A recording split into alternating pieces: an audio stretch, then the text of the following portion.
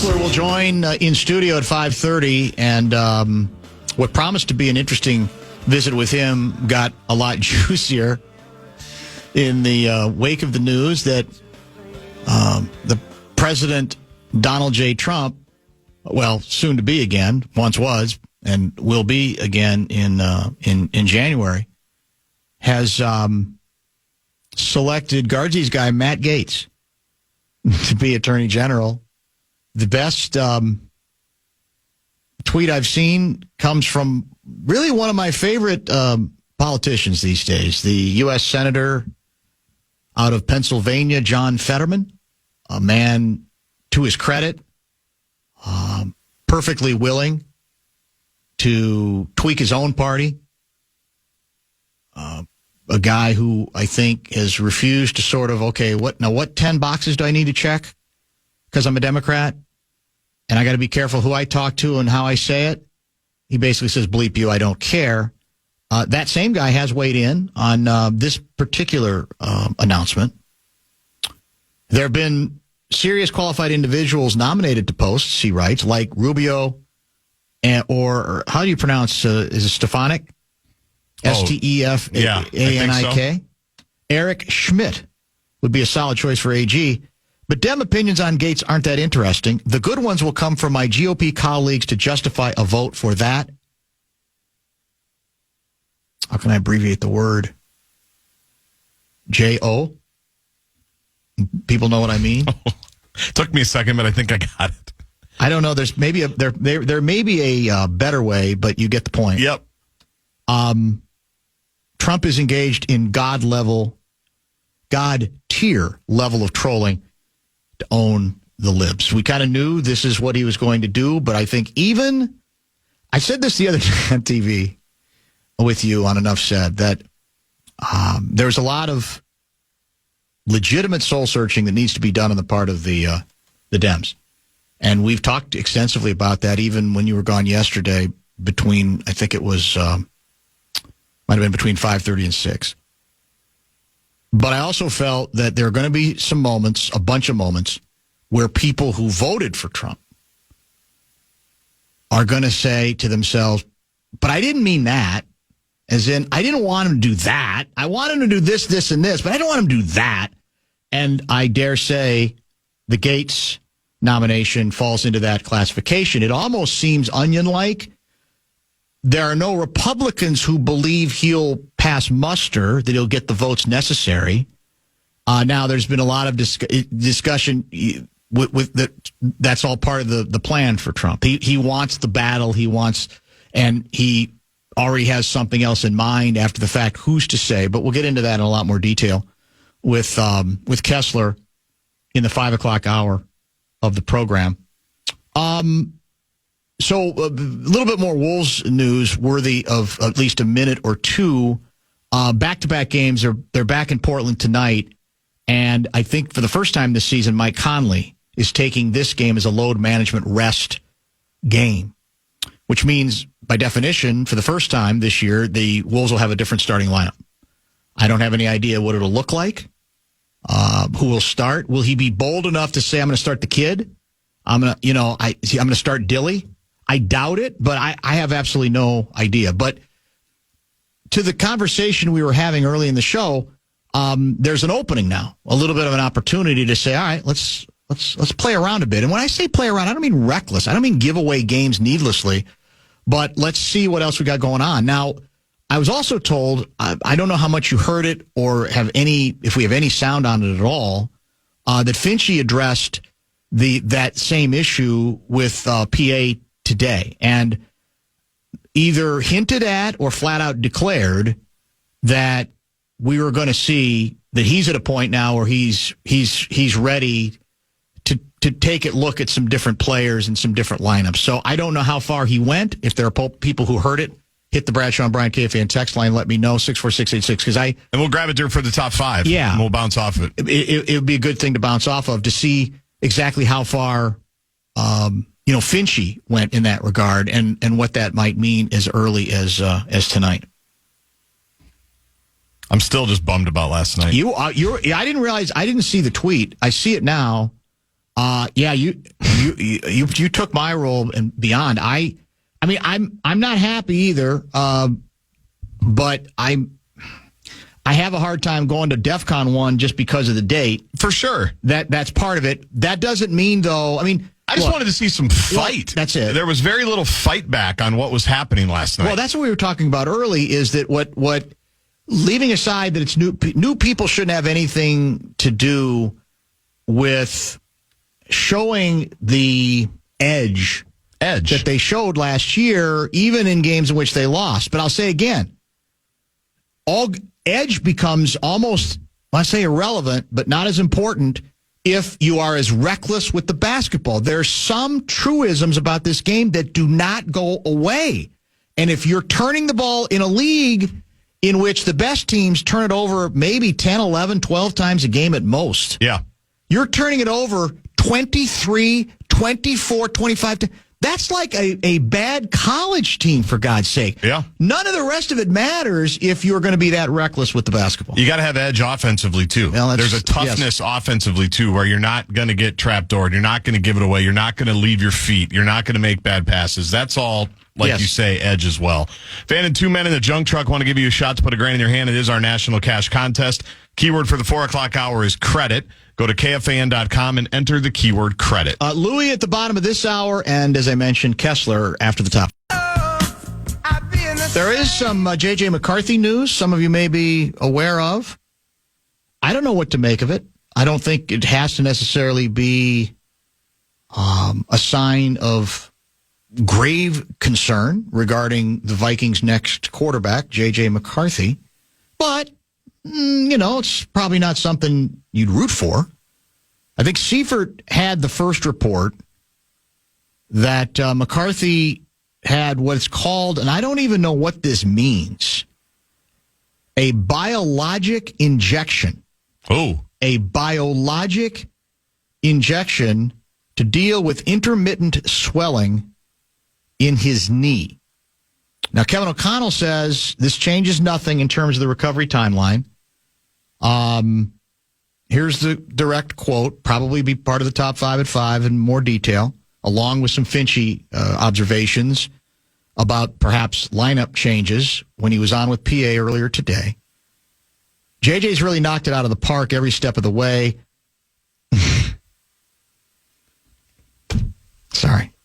And as his rehab has picked up, we noticed a little swelling in there. He's been doing everything we asked of him, but just wanted to make sure that there was no cause for concern, and all reports were very positive. So, would you say he's attacked his rehab? He's knocked it out of the park. Is what he's done. I mean, I wondered if that would catch you. It's just not enough to say he seems rehabbing well. He's knocked it out of the park. It's just. Do we always have to go? I mean, I get it. I know that's his nature, and it's the coach, and it's just. But we're in that same deal. Is he going to? If he wasn't knocking it out of the park, would he tell us? Probably not. So you never want to hear any added procedure, right? You rather not hear any of that.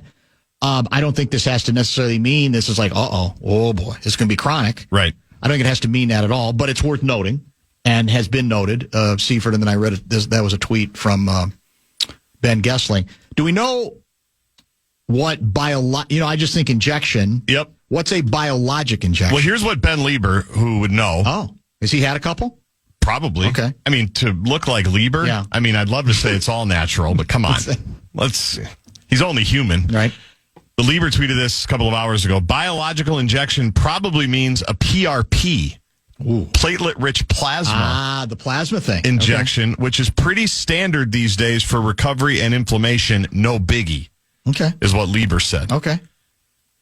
And he understands recovery and inflammation. Might be right. Might well be right. So that was his read on the situation. So, he's not going to be available this year either way. We know all of that. It's just a matter of being on time, and they're saying so far every reason to believe he will be on time for off-season work and, well, most importantly, obviously, training camp. Because this is still, I think it's fair to say, it's still his team. I think we've seen enough of the full Darnold experience to understand that he's been better. He's been more good than bad. He has helped them ascend to 7-2 to certainly earlier when, especially in the red zone, they were very good. He's been part of the success story, no question. But I don't think we've seen enough where we go, all bets are off. I mean, we got to rethink all of our thinking because Sam Darnold has turned our heads to that extent. Now, the unknown is, well, what if you go into the postseason and he gets on a roll, right? And then I would say, well, when that happens, we'll get to it. There'll be plenty of time.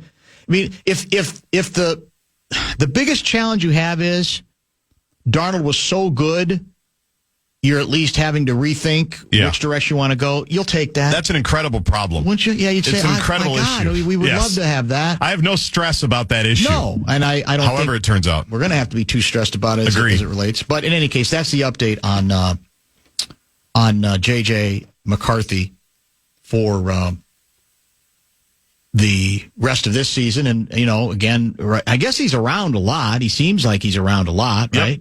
He's made at least one road trip, I think. And all that sort of thing. But we take it for what it's worth. There are some times where things go well and then there's some complications that arise. That's why I say you always, I think, would prefer to not have any of these sorts of complications, even if this one turns out to be nothing.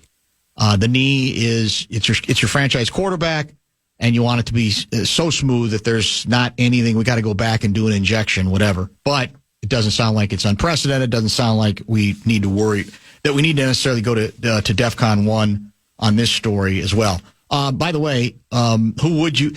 Am I right? If I guess Penn State by 6, does that sound about right to you, or now do you think that's low, or do you think that's high? I mean, how do you think Penn State's still a top 5 team? They're ranked 4th right now. Yeah, I would guess are they that good? It's hard to know. I think they're pretty good, but they've kind of sleptwalked through some games. Yeah. They handled Illinois pretty comfortably, but that was kind of a grind for a minute. I haven't seen a ton of them. They've obviously got a ton of talent. They lose to Ohio State, which is no crime, except if you're a Penn State fan, and they're so bitter with Franklin that he can't win that game. It's been like 8 in a row. 6 probably feels about right, maybe a little low. I'm thinking, I don't know. Because I'm thinking the Gophers were 6-point favorites at Rutgers. You're right, 6 might be low. I guess I forgot. I didn't realize they were ranked as high as they are. I don't know if they should be, but that's what they're ranked. Yes. Right? So they're 28-point favorites, I think, against Purdue this weekend, or some crazy number. Awful. Yeah. Purdue might be the worst. Aren't they in last place literally in the conference? I think they are. They've not been very competitive against anybody. It seems like they had their moment, and now pretty much that moment is over. Kessler, as I said in the 5 o'clock hour, if you have questions or comments related to anything we've discussed in this program, who do you want to start tonight? Because it's now official that Mike Conley is sitting tonight. They're calling it a rest game for him, his first of the season. It's no secret that he has been struggling. We've talked a lot about that, regardless of whether this is about that or about, rest. The assumption, I guess, would it be DiVincenzo or do you do Nah? That's what it's those two. I think Nah has earned it, to be honest. But then again, do you like the idea of Nah coming off the bench to get some stuff established? I guess that's what you have to figure out in the balance. And who else might? And is this a Dilly game? Could this be a Dilly game? Is this the game where you get Dilly, you sprinkle in some Dilly? Yeah. I think you need to at some point. I agree with you. I've been of the belief of they got to figure out the first 8 guys first. They got to get these guys going somehow consistently. And the starting lineup has not been very good at all. No. Just in general. But I do think at some point you got to get some of those guys out there. I wouldn't mind throwing Terrence Shannon out there. No, I agree totally. I think Terrence Shannon should get some run. He's a guy that I think is ready to try to play a little bit. Now, it's tough when the position that he's in is a little bit different than Dilly in terms of the spot on the floor, but I'd be fine with getting both of those. And tonight, honestly, I think someone's out for Portland, too, that's pretty good. After they clobbered us last night, they're basically resting guys, too. Some guys are out. It looks like, yeah. I don't know. I don't even know half of Portland's 20 players. on their roster. I know. But I'll give you the full. I didn't recognize half the names because I'm not locked in on Blazers fan line. But so they figure like, well, we got our victory. We got our NBA Cup victory. We can kick back. Yeah, exactly. We handle our business. Night 1 of the NBA Cup group play because this is just a regular season game now tonight. But this is a game that just go win this game and be done with it and try to establish something of defensive resistance and handling the ball. Real quick, because a lot of people said, well, say what you will about Cat. Cat felt like we were a tighter group last year. Well, here's what's funny about it. In New York, they're kind of frustrated by Cat. They like what they've seen offensively, but his defensive numbers they're not good. Have been hideous. Yeah. Now, again, they're missing another big man who can take some of the defensive heat off of Cat, and we've said that's why I like the Rudy trade was you let Cat be Cat. He's not going to be a great defender. He can improve as a team defender, which he did last year, but if he's your main guy in the under the basket, patrolling the paint, you got problems. That's it, and that's the number that's bad right now. Exactly, defending like at the rim or is something. Brutal. But that's not what he does. No, that's not. That's not what he should be doing. You can't. And again, in fairness to Tibbs and the Knicks, they didn't intend him to. They're just missing another player, another big man, and they're kind of waiting that out. But my point is that's how these trades, as good as I think I was in the group that said, well, this is a trade that could help both teams. And right now, both teams are sort of searching for different reasons. So they're not all that captivated by the Cat experience. They're playing they're like us. They're basically been a 500 team, I think. They're 5-5 right now. Yeah. We're 6-4, and we're 6-4. Bottom of the hour pause. Let's get to some hockey conversation. You got some questions for Louie? He is next. Bradshaw and Brian KFAN text line is 64686.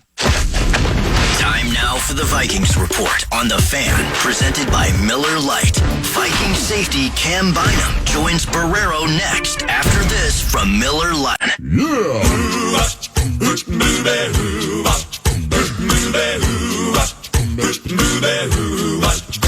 Well, she sneaks around the world from India to Carolina. She's a sticky-fingered filcher from Berlin down to Belize. She'll take you for a ride on a slow boat to China. Tell me, where in the world is Lou Nanne? Well, just like with Glenn Mason, he's not in studio. That much is for sure. Kemp's helps us bring Luigi to you. He joins us via the Connecticut Water Systems hotline. Are you familiar with the latest adventures of your guy, Glenn Mason?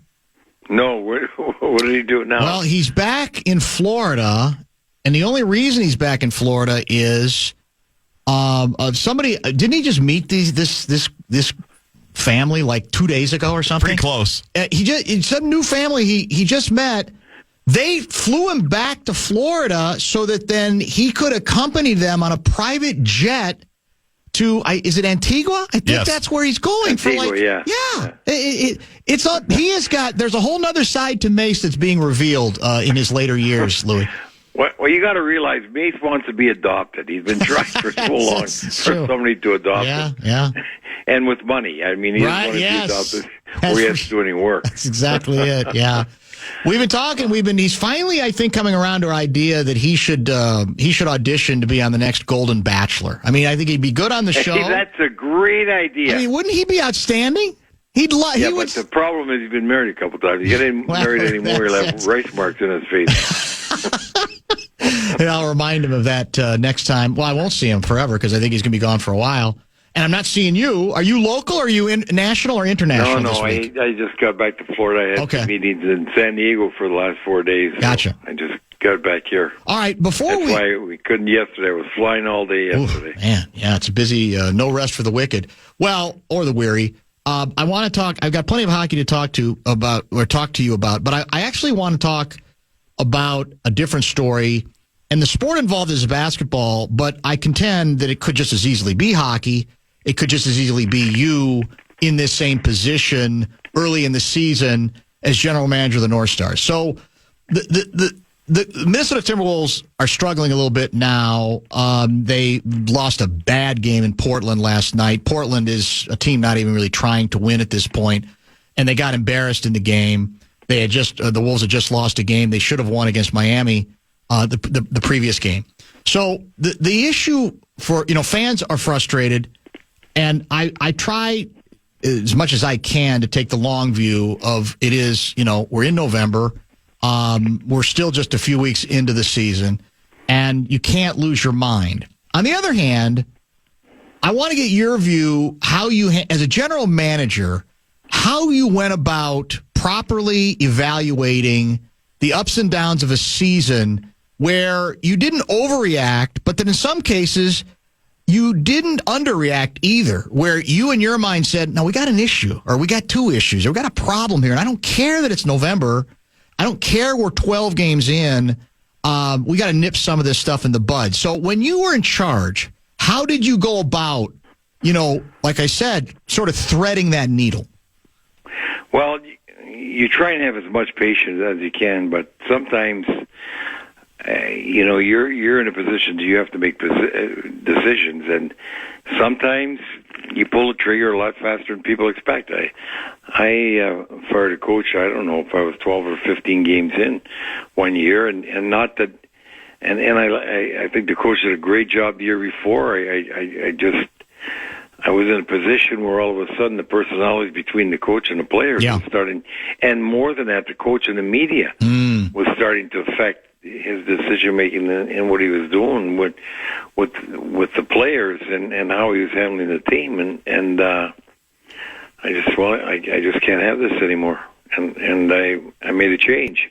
I guess you have to say that you get as much input as you can from everybody around you, but at the end of the day, you still got to make the decision that you think is right, and you have to live and die by your decisions. You can't be frozen by the time of year it is. I know Lou Nanne, I know at least one time he fired a coach with 4 games to go in a year, and I think he did it before, and Louis maybe got the same personality I got. Maybe it's an Italian issue, I don't know.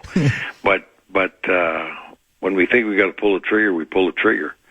And now you could be right, wrong, or different, but you're not being paid to be indecisive. Well, and look, even if you're not talking about doing something that draconian, how much, like day to day, how much interaction did you have with the coaches? I know, you've talked over the years, you got to if you're general manager, you got to let your coach, and you got to let them, make the personnel decisions. In fact, you've told us stories about players coming into you and saying, don't talk to me about it. Talk to the coach. That's his call.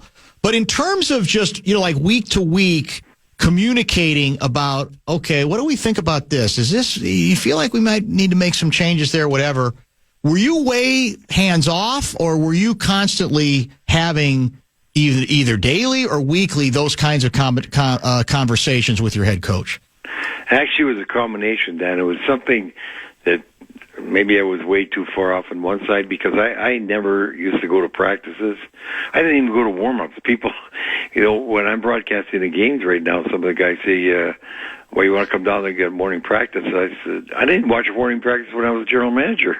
What am I going to get from that now? Right. Some other people do, and they love, and I've seen general managers, probably everyone but me, that would sit in the press box, because I sat with them when our team's not playing, and watch them put lines, they're writing all the line combinations down. I said, can you tell me why you're doing that? I mean, you're watching the game, you see what you see. He could change lines next shift or next day or next week or whatever. I felt it was a coach. I'm not coaching the team. That's what I'm paying him for. So he should be doing all that and really getting a hold on what the teams he's playing against and upcoming teams, what they're doing, etc. But having said that, at the end of the day, my coach always came into the offices. They didn't basically office in the dressing room all day. The Met was really well structured the way we had offices there, and so they'd come to their office in the main offices. So I'd see them every day and discuss what went on during the day. If there's something that he wanted to talk about, or some player, how they were producing, acting, whatever it was, just to be up on what he was seeing or doing. And I always called the coach the afternoon after they would have morning practice, and they'd have the pregame meal, and then I'd talk to the coach. I could be anywhere in the country, sure, and just call and see, what any problems, what he was facing, what was he thinking, etc. And really, I had one coach at one time, because the general manager gives them the team, the coach plays the players. So having said that, you could have guys in the minors, somebody's going to get hurt, and you have to call somebody up. So I'm always in contact every day with the minor league teams as well, how somebody's playing, who's producing, who's the best, etc. But I had one coach that I'm not going to name that he was a good coach, and he was very successful the one year. Next year, then he started to feel his oats, and then he basically wanted to be general manager too.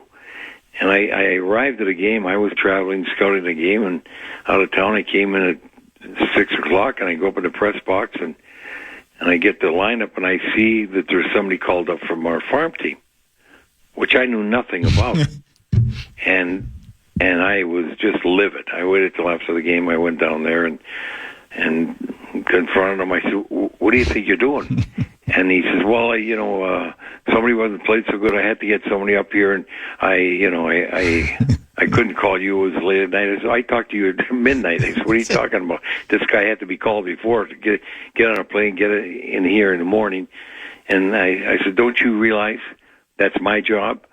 Because these guys are all on the contracts, and they all have different contracts, which I never let the coach know what they made or what the situation was, because I want him to play the players that he thought should be playing. And this one individual had a bonus for so many, games come up, and just in a women fancy, it could cost me $5,000 on my budget. And that's why I never let the guys know. I wanted them to do the deal, and then if somebody's going to be called up, talk to me, you need a player, we'll discuss it, and I'll call the minors, and we'll make the decision. So I think there's a combination of the general manager has got to be involved in what's going on with the team, and I see involved to keep up to date. Any situation might arise that's going to cause you to move, trade, bring up whatever it is, the player, but at the same time, you got to allow the coach the freedom to play the lineup he's got and the guys that he's got, in situations that he thinks best. Because at the end of the day, if you want to fire him, if he's not doing a job, and you go to fire him and say, "Well, I played the guys you wanted me to play, or I played them how much you wanted me to play," then you really don't have any grounds to stand on. Yeah, that makes some sense. I could see where anybody would be a little bit annoyed, a little bit livid if you got a coach basically making those kinds of moves, right? Knowing. That was the only time it ever happened to me in all my time.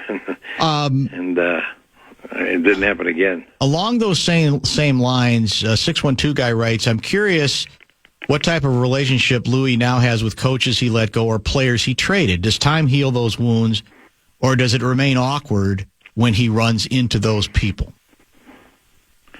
Well, let me put it this way. It was the same situation when I took the team over in the middle of a season. So Friday, I'm the teammate. Saturday, I'm the general manager and coach in February. And what I said to the team, I've got to make decisions that are best for the club. I'm going to make the ones that I think that I have to do, and not considering whether we're friends or not, because as far as I'm concerned, you're all friends of mine. After I make the decision, it's your prerogative whether you want to remain my friend or not, but I'm still going to look upon you as a friend. So it's the same situation with the coaches, and I had to relieve guys, and I still looked at them as friends. I still talked to them. I felt the same way. The only time it really affected me, and I never told this to anybody, was Pat Quinn was a really good friend of mine, and at that time we were the first team in pro sports to ever give a psychological test to both players and coaching candidates.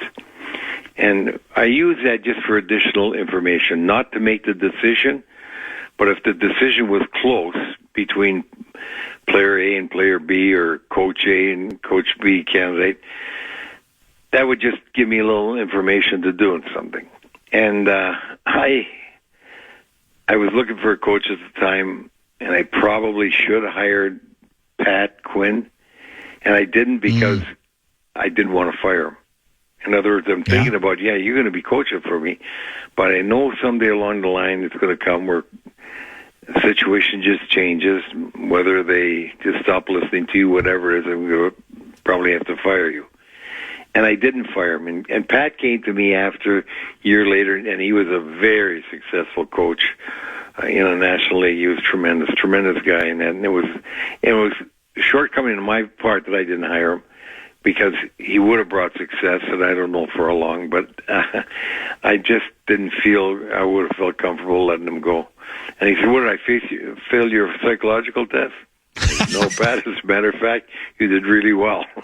But I said I just didn't want to be put in a position where maybe you would have thought it would have affected our relationship, but it would have in my mind, yeah. But I just didn't want to do it. That's very interesting, very honest of you to say, and I think, it's a lot of times people don't like to admit that stuff because it's not supposed to enter in, but it does, and I don't know that you've talked about that before. That's very interesting. No, I never have. I haven't told that story at all to anybody. It's something that, I second-guess myself forever because, it was funny because maybe a year later, at the most 2 years later, he ended up coaching Philadelphia. And they had a 35-game unbeaten streak. In those days, there was no overtime. And they came into the Met to play us. And we beat them 7-1.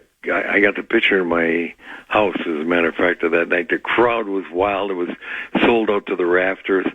35 games unbeaten, and we beat them 7-1. Man. I bugged them about the picture I had in my basement. It's funny you bring that up because I can recall, I think I even wrote something about this at the time, that I wondered, I kind of mused out loud, whether you would be conflicted the same way when you went out and got Herbie. When you and Herbie Brooks came together, that there was, because you guys, there was such great kinship, obviously, and such great friendship that in the back of my mind, I'm going, God, man, that's hard, because same reason I'm thinking, well, you may have to fire him. Might that make things very uncomfortable? But that in that case, it did not get in the way of you guys coming together right on the front end. Well, the actual fact is, I wasn't planning on staying around a long time. That's I was true. already in You're mode of I don't know how long I could stay with this job. Yeah. So I didn't think I was going to have to fire him that quickly if I had to fire him at all. Right. And you know what? It's Herbie's own impulsiveness that cost him the job at the end. And the worst part about it was Charlie Walters, who's a good friend, and also Gary Smith used to write for the St. Paul paper. Remember that? Yes. When the year was over and we had over 500 man games missed, and it wasn't Herb's fault at all. He was coaching half a lineup the whole year, and that was the 1 year he coached for me. And I had already in it was January. I'd stopped at the Guns place after scouting a game in New York, and the team was playing in Hartford. And I had already gone through in my mind the fact that I was talking to my wife about I can't take this any longer. It's driving me crazy. Medically, I'm going to have to do something else, like the Mayo Clinic said. And so after Hartford beat us 5-0 in Hartford, I was in New York scouting Edmonton against the Islanders, and Edmonton was coming to play us on Thursday. We were going into Philadelphia the next day, which was a Sunday, to play Philly. So I called the Guns on the way down to Philly, the Guns, Gordon Gunn. I said, Gordon, I got to talk to you. So what about it? I said, I got something to tell you, and have somebody pick me up at the airport, at the train station in Trenton, and because he lived in Princeton. And then we just drive to the game after. So he said, okay. And that's when I went to tell Gordon I'm quitting. I've had enough. I'm gone. And then he said, no, you can't do that. He said, so then he started talking to me about staying as president. I said, I got to get out. And he offered me and my wife a vacation. He said, go anywhere you want in the world for the next week and take a vacation and settle down and see if you could see your way through this. Well, I did. I went, but I said I'm making the announcement on Thursday of that week, which Wednesday, which was the day before the game in Edmonton. So I make the announcement. We play the game Thursday. My wife and I get in the plane the next day. We went to the St. Croix in the Caribbean and spent the week because I don't want any phones or anything like that. And you know me, I couldn't stay away from a phone. And he called and he said, I'm having a problem with Herb. I said, what's the matter? He says he came to work for you, and now that you're quitting, he wants both jobs or he's going to quit. Oh, so let me handle it. Let me handle it when I get back, please. So when it was over, our trip, we flew back to Minneapolis. I got off and I caught a plane to L.A. because that's where the North Stars were playing. And I went and have a talk with Herb. He says, Herb, you don't put a gun to the head of people that have the kind of money that they can say F you. You just don't do that. I said, you can get both this, but don't box him in a corner. I said, then you can end up as general manager and coach. He's Louis. It's like real estate. Timing. And now's the timing to do it. I said, no, it's not. Well, unfortunately for him, at the end of the year, Gordon had me give a letter to everybody to draft that their services were no longer required, their contracts would be paid, and it's up to the new general manager to hire anybody back that he wants. So Jack Farrar was coming as general manager, and he didn't hire Herbie back.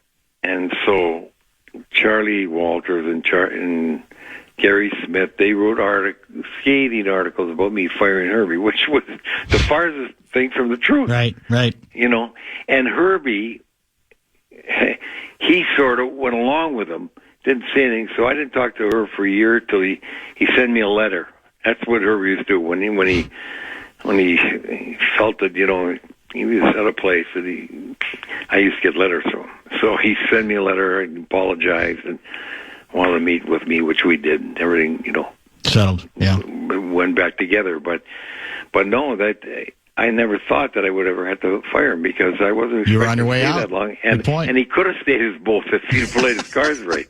That's Herbie, though, right? I mean, that's Herbie. That's the nature of him, right? He never had that kind of discipline. That's what made him the character he was. He was just impulsive. Exactly. Of people have that, the funny thing about it, you look at people who are very successful, great coaches, great leaders, etc. They all got quirks in their personality that makes them unique. That's exactly right. And that makes them successful. In many cases, that is a crucial part of the success. Real quick, by the way, one quick text. Texter writes, I was at that Flyers game. What a great memory. Still to this day, one of the best sporting events I've ever been to. Love the show.